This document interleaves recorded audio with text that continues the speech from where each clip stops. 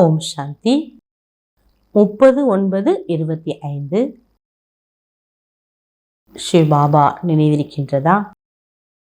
பாபா பாருங்க, தினம் தினம் குழந்தைகளை சக்திமிக்க வரதானங்களால நிறைத்து கொண்டே இருக்கார். நம்மளை பலவான் ஆக்குறார் பாபா. நம்மளுடைய எண்ணங்களை சுத்தப்படுத்துறார். முரளியில புத்தியை தெளிவாக்குறார். யதார்த்தத்தை புரிய வைக்கிறார். இன்னைக்கு முரளியினுடைய தலைப்பு, மீட்டே பச்சே பாபா ஆயே சப்கே துக் ஹர்கர் சுக் தேனே. இனிமையான குழந்தைகளே, அனைவரின் துக்கத்தை தூரப்படுத்தி அனைவருக்கும் சுகம் அளிப்பதற்காகவே பாபா வந்துள்ளார். इसलिए तुम दुख हर्ता के बच्चे किसी को दुख मत दो. ஆகையினால் நீங்கள் துக்கத்தை அகற்றக்கூடிய அவரின் குழந்தைகள், யாருக்கும் துக்கம் தராதீர்கள். பாபா துக்கம் கொடுக்காதேன்னு சொல்றார். குழந்தையே, யாருக்கும் துக்கம் கொடுக்காதே. क्वेश्चन, ऊंच पद पाने वालों की मुख्य निशानी क्या होगी? உயர்ந்த பதவி அடையக்கூடிய குழந்தைகளின் முக்கியமான அடையாளம் எப்படி இருக்கும்? பாபா ஒரு 6 பாயிண்ட் சொல்றாங்க. உயர்ந்த பதவி அடையக்கூடிய குழந்தைகளுடைய அடையாளம். ஃபர்ஸ்ட், வே சதா ஸ்ரீமத் படி சல்தே ரஹேங்க. ஸ்ரீமத் படி தான் நடப்பாங்க. 2வது பாயிண்ட், கபி ஹட் நஹி கரேங்க. பிடிவாத குணமே இருக்காது அவங்கள்ட்ட. 3வது, अपने को आप ही राज्य तिलक देने के लिए पढ़ाई पढ़कर गैलप करेंगे. தனக்குத்தானே ராஜ்ய திலகத்தை இட்டுக்கொள்வதற்காக படிப்பை படித்து ஜம்ப் பண்ணிட்டே இருப்பாங்க. பாஸ் பண்ணி ஒன்னொன்னு போயிட்டே இருப்பாங்க. 4வது, अपने को कभी घाटा नहीं डालेंगे. எப்போதுமே நஷ்ட கணக்கிலே இருக்க மாட்டாங்க. 5வது, सर्व प्रति रहम दिल और कल्याणकारी बनेंगे. उन्हें सर्विस का बहुत शौक होगा. அனைவர் மீதும் கருணை உள்ளம் இருக்கும். நன்மை செய்யக்கூடியவங்களாக இருப்பாங்க. அவர்களுக்கு சேவையில ரொம்ப ஆர்வம் இருந்து கொண்டே இருக்கும். 6வது பாயிண்ட், कोई भी तुच्छ काम नहीं करेंगे, लड़ेंगे झगड़ेंगे नहीं. கீழான காரியத்தை செய்ய மாட்டாங்க. யாரிடம் சண்டையிடவே மாட்டாங்க. கீத், துணை ராத்து கவாய் சோகே. இரவெல்லாம் தூங்கியும் பகலெல்லாம் சாப்பிட்டும் தனது நேரத்தை வீணாக்கி விட்டீர்கள். பாட்டுல வருது இது. பாபா இந்த பாட்டோட லைனை நமக்கு தெளிவுபடுத்துறார். எப்படி தூங்கணும், எப்படி நேரத்தை வீணடிச்சோம். ஓம் சாந்தி. रूहानी बच्चे रूहानी बाप के सामने बैठे. ஆன்மீக குழந்தைகள் ஆன்மீக தந்தை பாபா எதிரில் அமர்ந்திருக்கீங்க. अब इस बादशाह को तो तुम बच्चे ही समझते हो और कोई नया समझ न सके. हे रूहानी बच्चे, ஹே ஆன்மீக குழந்தைகளே அப்படின்னு பாபா நம்மளை கூப்பிடுறாரு இல்லையா? இந்த பாஷை உங்களுக்கு தான் தெரியுமே தவிர புதுசா வர்றவங்க இதை புரிஞ்சுக்க முடியாது. ऐसे कभी कोई कह न सके. ஹே ஆன்மீக குழந்தைகளே அப்படின்னு வேற யாருமே உங்களை அழைக்கவும் முடியாது. கெஹனே ஆயகா ஹி நஹி, அப்படி கூப்பிடவே வராது. ஏன்னா அவங்களாம் ஆன்மீக அந்த பார்வை கண்ணோட்டம் இருக்கணும்ல. ஆத்மானே ஞானம் இல்லைன்னா எப்படி அவங்க புரிஞ்சுப்பாங்க, பேசுவாங்க, நினைப்பாங்க? யாருக்குமே அப்படி கூப்பிட வராது.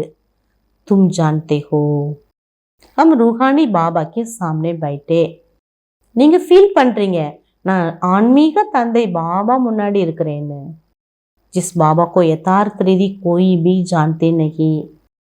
என்னோட பாபாவை யதார்த்தமா யாருமே புரிஞ்சுக்கல அப்படிங்கிறத அதையும் நம்ம தெரிஞ்சிருக்கிறோம். अपने को भाई भाई भी समझते. हम सब आत्माएं हैं. நமக்குள் நம்ம சகோதரா சகோதரா அப்படி நினைக்கிறோம். ஆனாலும் ஆத்மாக்கள் தான். சகோதரரா இருந்தாலும் ஆத்மா ரீதியில சகோதரர். एक बाप एक है परंतु यथार्थ रीति नहीं जानते. பாபா ஒருவர், அவரை யதார்த்தமாக தெரிஞ்சுக்கல. जब तक सम्मुख आकर समझे समझते नहीं तब तक समझे भी कैसे. எது வரைக்கும் பாபா எதிரில் வரலையோ அது வரைக்கும் எப்படி புரிஞ்சுக்க முடியும்? तुम भी जब सम्मुख आते हो तो समझते हो ना. நீங்களும் பாபா எதிரில் வரும்போது தானே அவரை பத்தி புரிஞ்சுக்கிறீங்க. தும்கோ பிராமன் பிராமணியா, நீங்க யாரு? பிராமண பிராமணிகள் அப்படிங்கிறத புரிஞ்சுக்கிட்டீங்க. यहाँ आते हो तो कुमार कुमारियां बनते हैं जिस्मानी. இங்க வரும்போது நீங்க குமார் குமாரிகளாக இருக்கீங்க.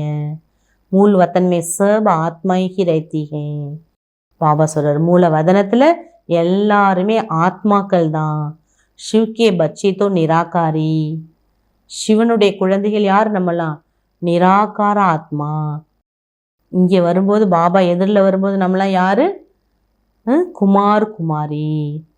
वास्तव में तुम हो कुमार शिव बाबा के बच्चे. कुमारियां. பாபா சொல்றார் உள்ளபடியே நீங்க யார் தெரியுமா? குமார் சிவபாபாவின் குழந்தைகள். குமாரிகளும் யாரு? சிவபாபாவின் குழந்தைகள். तुम बीके हो. நீங்களாம் बीके ஷார்ட்டா சொல்றார் பாபா. तुम जानते हो हमको पावन बनाकर ले जाएंगे. உங்களுக்கு தெரியும் பாபா நம்மளை தூய்மைப்படுத்தி அழைத்து செல்வார். अभी तुम जानते हो बाबा आया हुआ दुख हरने की युक्ति बता रहे. பகவான் துக்கத்திலிருந்து நாம விடுபடுவதற்கான வழியை கூறிக்கொண்டிருக்கிறார். இது நம்ம எல்லாருக்குமே நல்லா தெரிஞ்ச விஷயம். ஆத்மா शरीर के साथ ही எவர் ஹெல்தி வெல்தி बनती है. ஆத்மா சரீரத்துல இருந்தாலும் எவர் ஹெல்தி ஆரோக்கியமா எப்பொழுதும் எல்லா செல்வங்கள் நிறைந்த ஆத்மாவாக இருக்குது. எப்போ எப்போ ஃபர்ஸ்ட் இந்த சிருஷ்டிக்கு வரமோ அப்போ. பாபா சொல்ற மூல வதனத்துல இந்த மாதிரிலாம் நம்ம சொல்லுவோமா?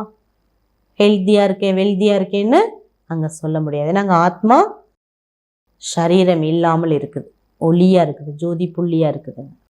अच्छा धारणेக்கான பாயிண்ட். फर्स्ट पॉइंट संगम पर बहुत सिंपल साधारण रहना है. संगम युगத்துல ரொம்ப சிம்பிளா சாதாரணமா இருங்க. क्योंकि ये वनवाग में रहने का समय. ஏன்னா இது வனவாசத்தில் இருப்பதற்கான நேரம். यहाँ कोई भी आश नहीं रखनी है. எந்த ஒரு ஆசை உங்களுக்கு இருக்கக்கூடாது.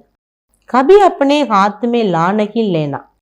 உங்க கையில எப்போதுமே சட்டத்தை எடுக்கக்கூடாது. லடுனா ஜகன்னா நகி. யாரிடமும் சண்டையும் போடக்கூடாது. नेक्स्ट पॉइंट विनाश के पहले नई राजधानी स्थापन करने लिए सबको बाप का पैगाम देना है. விநாசத்துக்கு முன்பு புது ராஜ்யத்தை உருவாக்குவதற்காக அனைவருக்கும் பாபாவின் செய்தியை கொடுக்க வேண்டும். कि बाप कहते ही मुझे याद करो विक्रम विनाशो तुम पावन बनो. பாபா என்ன மெசேஜ் செய்தி கொடுக்குறாருங்கிறது சொல்லணும். பகவான் சொல்றார் என்ன நினைங்க, நீங்க செய்த பாவங்களிலிருந்து விடுபடுவீங்க, தூய்மை ஆயிடுவீங்க. இவ்வளவுதான் மெசேஜ். இது 3 விஷயத்தை நம்ம சொன்னா போதும். धारणை செய்வதற்கான வரதானம் संतुष्टता की विशेषता द्वारा सेवा में सफलता मूर्त बनने वाले संतुष्ट मणि भव.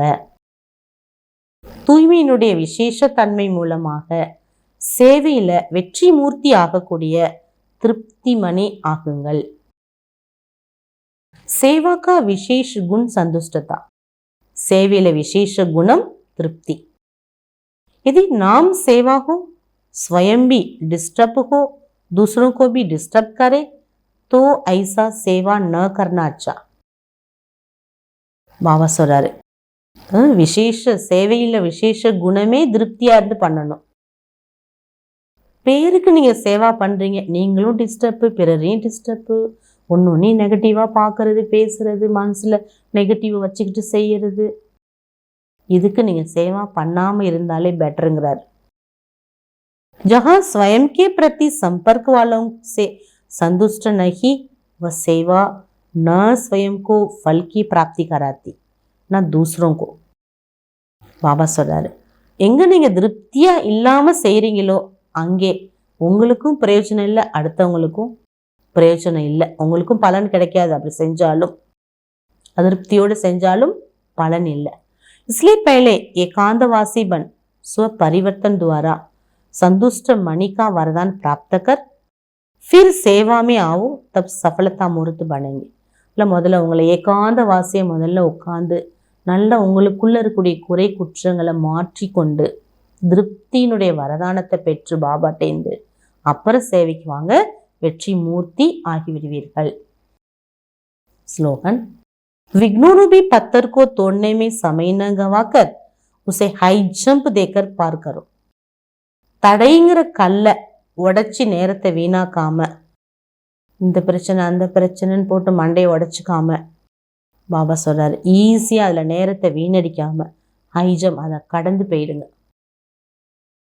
டைம் எல்லாம் சேவ் ஆயிடும், எனர்ஜி சேவ் ஆயிடும். அவ்யக்த இஷாரா ஜுவாலா சொரூபம் ஆக்குவதற்காக, தன்னைத்தானே ஜுவாலா சொரூபம் ஆக்குவதற்கான பாயிண்ட் பாபா கொடுக்குறாங்க. ज्वाला स्वरूप याद के लिए मन बुद्धि दोनों को एक तो पावरफुल ब्रेक चाहिए. ஜுவாலை ஆக வேண்டுமானால் நினைவில் மனசு புத்தி இது ரெண்டையும் பவர்ஃபுல் பிரேக்கோட போகணும். மோட்னேக்கு भी சக்தி चाहिए. மனம் புத்தி திருப்புறத்துக்கும் சக்தி இருக்கணும். பிரேக்கும் போட்டு நிறுத்தணும், சில நேரம் திருப்பியும் விடணும். சிந்தனைகள்லாம் மாறுது இல்லை, அப்போ திருப்பணும். इसे बुद्धि की शक्ति व कोई भी एनर्जी वेस्ट न होकर जमा होती जाएगी. ஒன்று பிரேக் போடணும், இன்னொன்று திருப்ப கற்றுக்கணும். அழகா இது ரெண்டும் நம்ம பண்ணிட்டோம்னா பாபா சொல்றாங்க உங்களுடைய எனர்ஜி வீணாகாம சேமிப்பாகும். जितनी जमा होगी उतना ही परखने की निर्णय करने की शक्ति बढ़ेगी.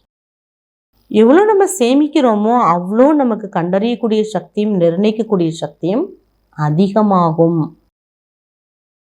इसके लिए अब संकल्पों का विस्तार बंद करते चलो. எண்ணங்களின் விஸ்தாரத்தை நம்ம சங்கல்பாங்கிற அந்த படுக்கையை சுருட்டி வைக்கணுங்கிறாரு பாபா.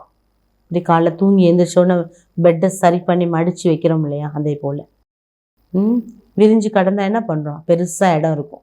மடித்து வச்சிட்டோன்னா சின்ன இடமா போயிடும். அந்த மாதிரி நம்மளுடைய எண்ணங்கள் விஸ்தாரமாக பரவி இருக்கு இல்லையா, அந்த பரப்பப்பட்ட எண்ணங்களை ஒன்றாக்குங்க. சமேட்னைக்கு சக்தி தாரண் கரோ. தன்னடக்கும் சக்தியை தாரணை செய்யுங்கள். அச்சா. ஓம் சாந்தி.